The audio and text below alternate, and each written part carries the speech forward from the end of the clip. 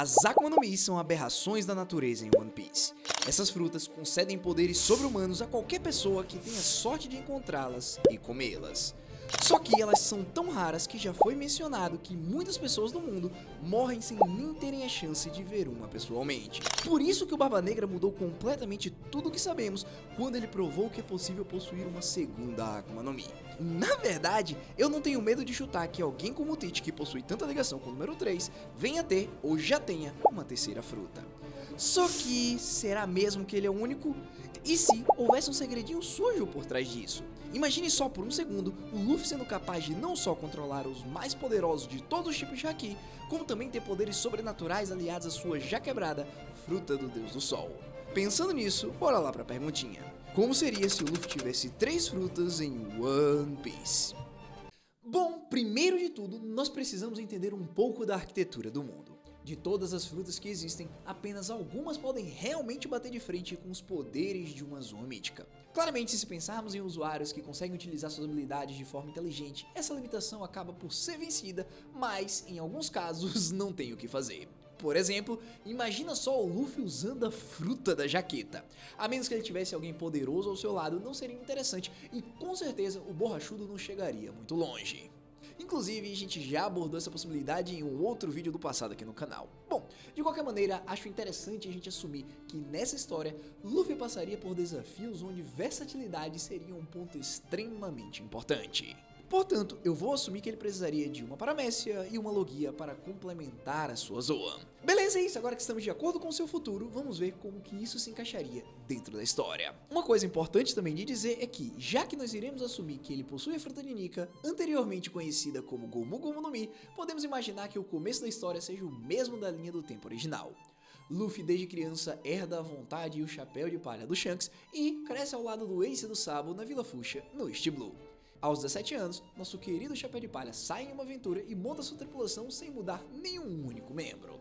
Luffy continua a crescer e enfrentar os desafios ao lado do seu bando. Quando chegam na Grand Line, eles passam por Alabasta, Skypiea, War 7, Thriller Bark e finalmente chegam no arquipélago de Shabold. Lá, o bando é separado, Luffy se dirige para Impel Down para salvar seu irmão, não consegue, o que culmina na Guerra dos Maiorais. Toda a tragédia que conhecemos se repete. Ace e Barba Branca são mortos, Luffy fica em depressão, mas sobrevive e passa os próximos 2 anos treinando. Depois do time skip e durante o Novo Mundo, tudo acontece da mesma forma até chegarmos em Dressrosa. Aqui, as coisas começam a mudar. Ao chegar no país governado pelo Doflamingo, Luffy e seu grupo percebem que um tumulto está acontecendo. Aparentemente um grande evento está prestes a começar. Chegando mais perto, Luffy toma um susto. No meio do Coliseu, uma Akuma no Mi está sendo exposta como premiação para as grandes lutas que irão começar. Essa fruta era a Mera Mera no Mi do seu falecido irmão Ace.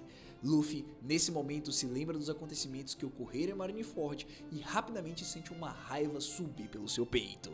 Para ele, a fruta das chamas não era apenas uma Akuma no Mi qualquer, era a representação da personalidade do seu irmão e só em pensar que algum pirata aleatório poderia comê-la faz com que ele tome uma decisão.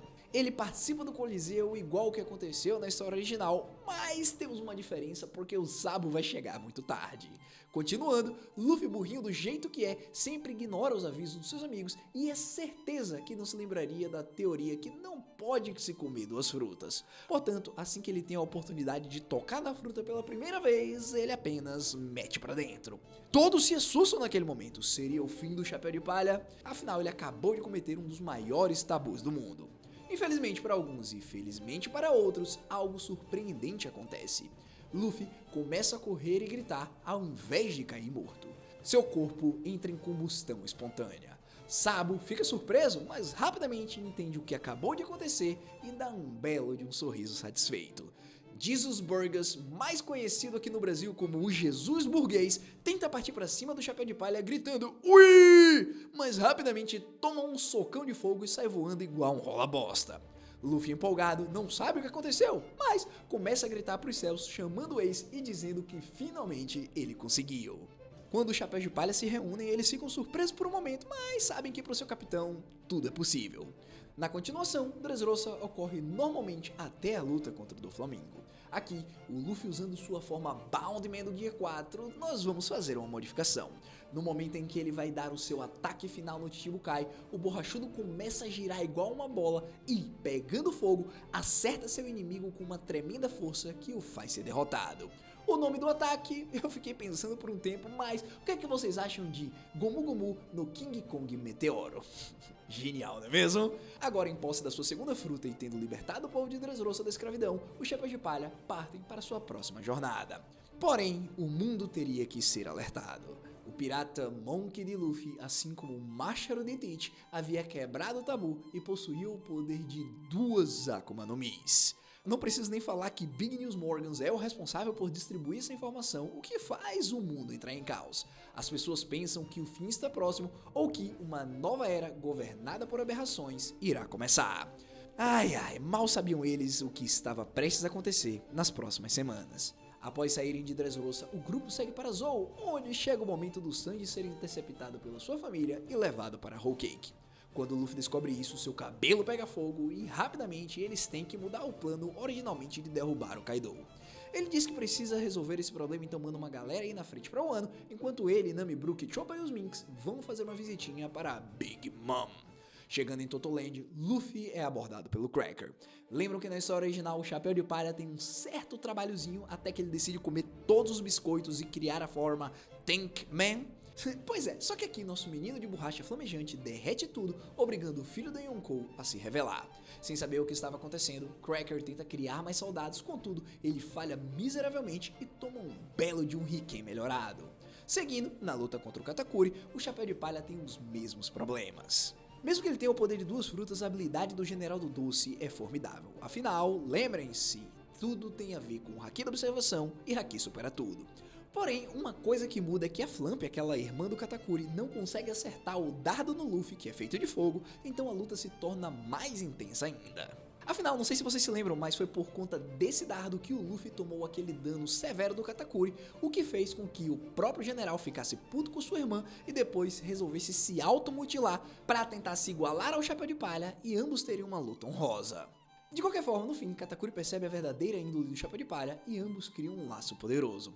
Infelizmente, esse laço jamais seria desenvolvido, uma vez que eles jamais voltariam a se ver. Porque depois de um ano, o general é morto pelo Okiji, pelo Barba Negra, quando tentou ir resgatar a sua irmã. Ou seja, a história para o nosso borrachudo flamejante continua normal até essa parte. Contudo, depois de derrotar o Kaido, passar por Egghead e ir para Elbaf, uma notícia chega dizendo que Monkey D. Garp foi capturado pelo Barba Negra e que Katakuri tinha ido de papocas. Luffy, nesse momento, é tomado pela raiva. Pela primeira vez desde que despertou o Gear 5, ele não tem uma expressão tão séria quanto essa. O protagonista sabe o que tem que fazer, principalmente agora que Loki está ao seu lado. Derrubar o governo mundial e acabar com os dragões celestiais. O One Piece é seu objetivo final, mas em sua cabeça derrotar outro imperador apenas o deixaria mais próximo disso. Com esse pensamento, Luffy parte para Hachinosu. Chegando lá, o corpo do Katakuri está exposto na praça com diversos piratas jogando lixo nele enquanto cantam a canção dizendo que a nova era irá começar e essa era será governada pelo Teach. Afinal, Big Mom e Kaido haviam sido derrotados e, para eles, não vão ser seus comandantes que irão tomar seus lugares. Naquele momento, uma fruta podre que havia sido jogada ao lado do corpo se transforma e vira a Mochi Mochi no Mi. Os piratas ali presentes ficam chocados, começam a se empurrar, todos querendo ter os poderes de uma paramécia especial. Porém, Luffy não deixaria. Ele aparece de cima e, como uma tocha humana, ele sai colocando fogo em todos à sua frente enquanto voa e pega a fruta. Mais uma vez, ele sem pensar, engole e faz um discurso que jamais os poderes de alguém tão honrado irá parar nas mãos daqueles lixos imundos. Naquele momento, um efeito colateral toma conta do corpo do Chapéu de Palha. Seus poderes entram em conflito. Ele se ajoelha sentindo náusea e isso abre espaço para os seus inimigos o atacarem.